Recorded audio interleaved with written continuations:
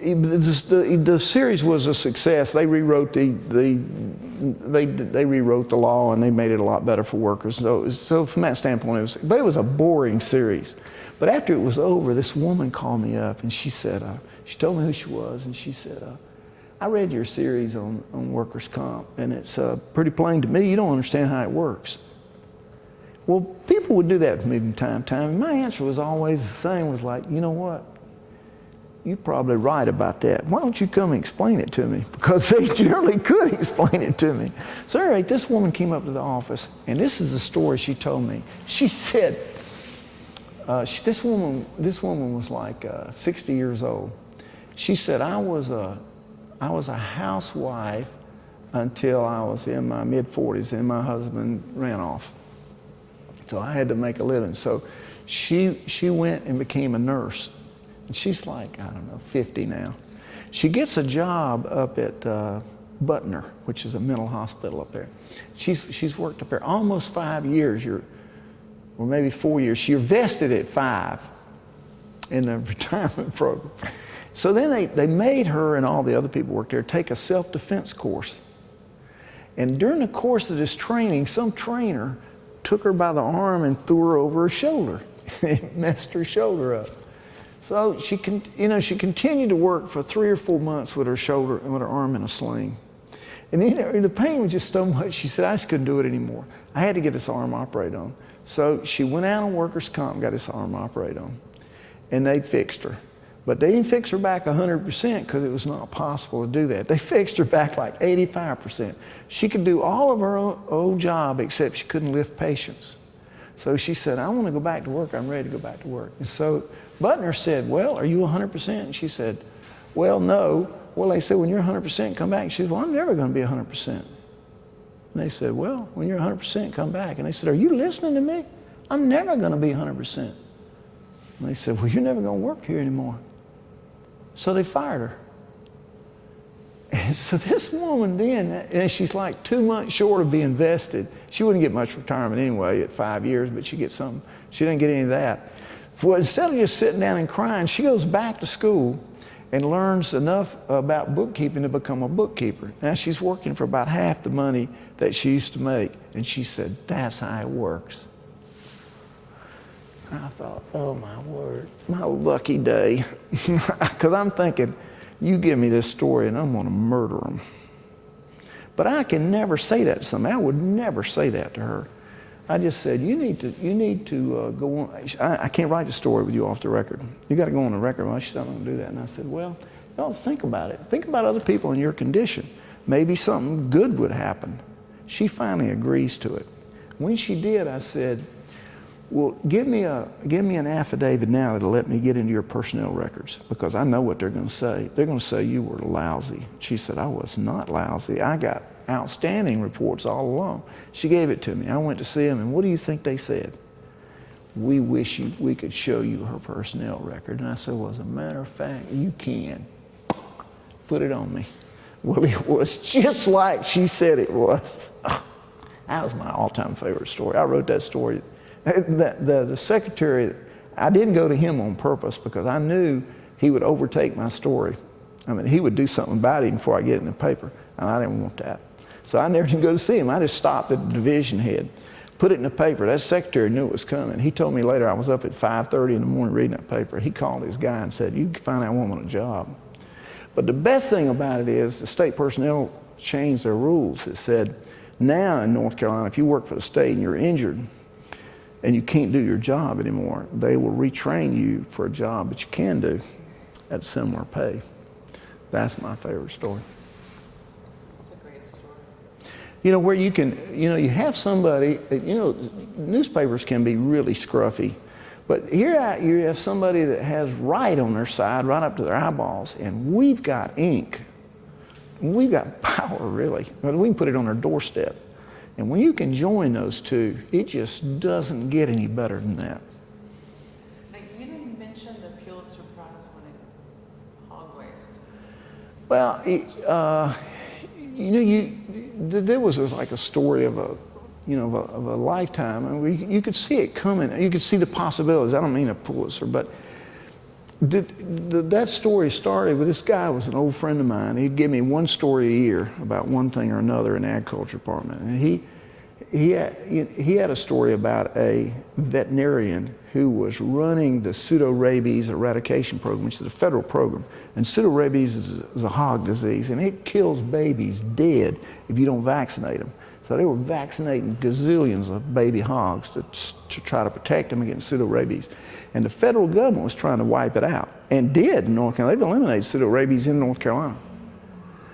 This guy was in charge, and he was taking freebies from the hog. He was a big hunter, and he was taking stuff from them, you know, hunting trips. He liked to hunt, and they sold him, this quote, sold him a dog and whatnot. Now, all this is against the law. You're working on federal money. You really can't take a hot dog. You can't take anything. And he was, and that's a violation. That's the story I was interested in. So I go to talk to this guy. He tells me, he says, we're talking about this vet, and he said, you know, there's not any more hog farmers in North Carolina. Well, it's all corporate. And I'm saying to myself, you can't imagine how little I care about that. But I don't tell him that. And so, you know, I'd seen him 2 or 3 times about this. And so along the course, he tells me, he says, do you know how they feed these hogs in North Carolina? I said, I got no idea. And he said, well, they don't grow enough corn to feed them for a week. We got so many. They haul trains loads of corn in here from Iowa, 50 carloads at a time, to this town in Rose Hill. He said, it looks like Chicago down there. He says, it's a little town of 500 people, but you look at their railroad tracks and their storage bins, because they're storing gazillions of bushels of corn. I don't care about this. And then he said, you ever smelled a hog farm? And I said, no. He says, well, it'll take the paint off a pickup truck. I'm kidding about this. And another time he says to me, and this is finally when I woke up, he said, it takes a while sometimes to wake me up. He said, you know how big these hog farms are? I said, no. He said, a lot of them got over 10,000 hogs on them. Well, that sounds like a lot to me. And he said, it is a lot. You know how much a hog poops in a day? And this is what started hogs, this question right here. And I said, well, no. And he said, a grown hog will poop 4 times as much as a person in a day. Well, that was it for me. All of a sudden, the lights came on in my mind, because I'm thinking, we got towns of 40,000 set here, there, and yonder all over this state. And I had done some work on farmer laws, and you've got to see them to believe them. They got laws in this state that allow them to drive trucks on secondary roads that are so heavy that the federal government won't let them on the interstates. But you can drive them on the secondary roads. And there's beaucoup favorable laws. There's a law for hog farmers. There's a lot of laws for hog farmers, but one of them exempts their hog farms from sales tax. I mean, traditionally, farmers have been so powerful, the rural vote has been so powerful in the state, that they've got a whole litany of laws that favor them. And I knew right then that they were not taking care of. I mean, I knew without looking that they were not taking care of the sewage. There's just no way. There is no way that was happening. So like, wait a minute. He told me about all this.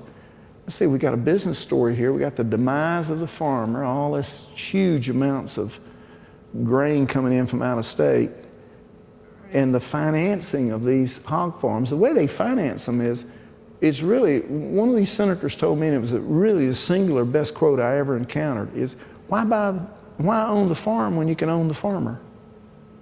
I mean, you're a farmer out here, you're not able to stay on your land, you desperately need cash. You put your land up as collateral.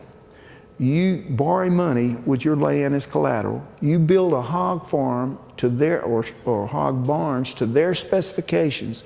They put their hogs in it, their food, their veterinarians. All you do is feed them. And they pay you a little above minimum wage per hour to feed those hogs.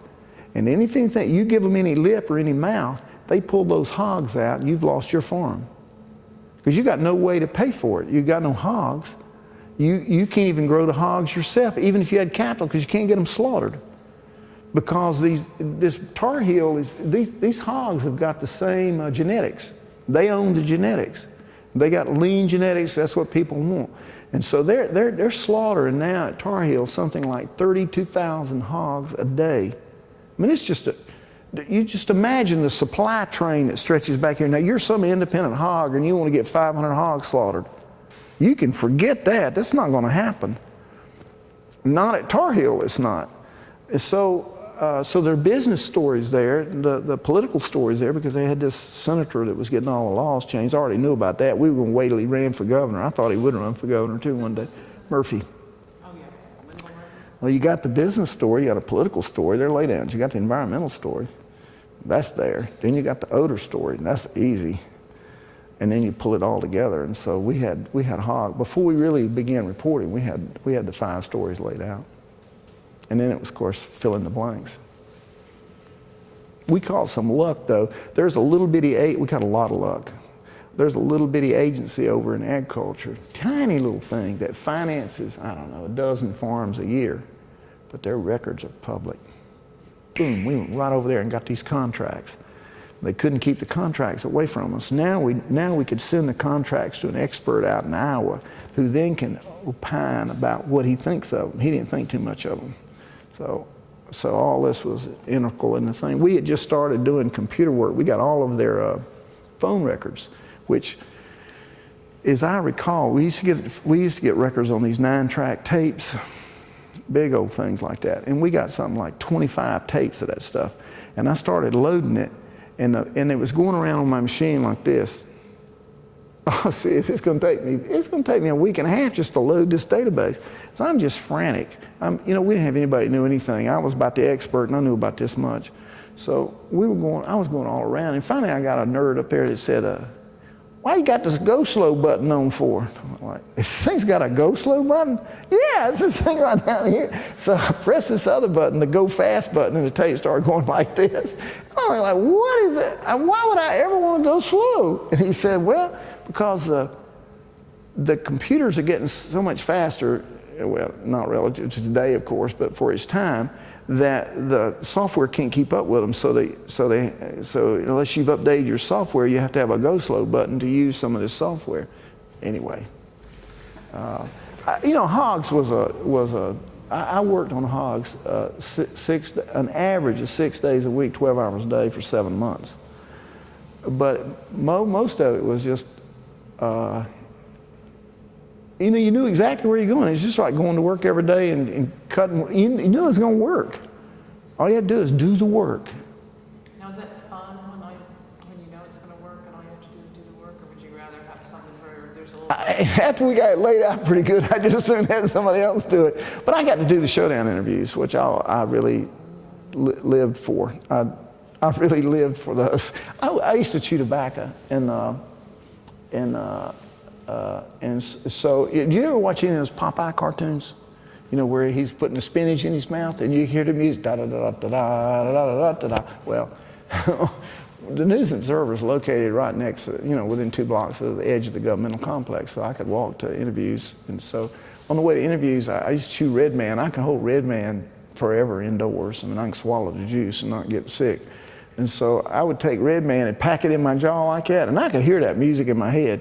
Da da da da da da da da. I'm Popeye, and I would think to myself, I'm ready. You better be ready. I really did love to go do showdown interviews, because one of the things is most of those people had never encountered a reporter who had 2 weeks to get ready for them. It's like they were used to encountering reporters that had 20 minutes to get ready for them. So they'd never, it's not that I'm smart, they weren't. A lot of those reporters smarter than I am, but they didn't have 2 weeks to get ready. I did. Or sometimes longer. That's great. Got any more questions? I was just gonna, one more thing, how's it been to come back here and kind of go through all this again? How do you feel about it? And what do you think about what happened back then? Well, what you really want to do, or what I always want to do in newspaper, is is one of 2 things: either settle a score for people who didn't have the muscle to settle it for themselves, or do something that I wanted the neighborhood to be better. That's how I measured stories when I worked in Raleigh. After this all is cleared, is the neighborhood better than it was? If you're not doing that, you're wasting money, really. And so I think the neighborhood is better, and I was always happy about it. I was glad for that. I think that story worked on that level, and so yeah, I was really happy. I think one of the surprising thing to me is that you know, I learned a lot of things over the years that I put into practice, but for what it was and for the time, that's a pretty good story. All right. Well, I think I'm done. Yeah. This has been. Okay. Thank you very much. Oh, Thank well, you. yeah, It's it's been wonderful. fun. You've been So like a stroll back down memory lane. Yeah.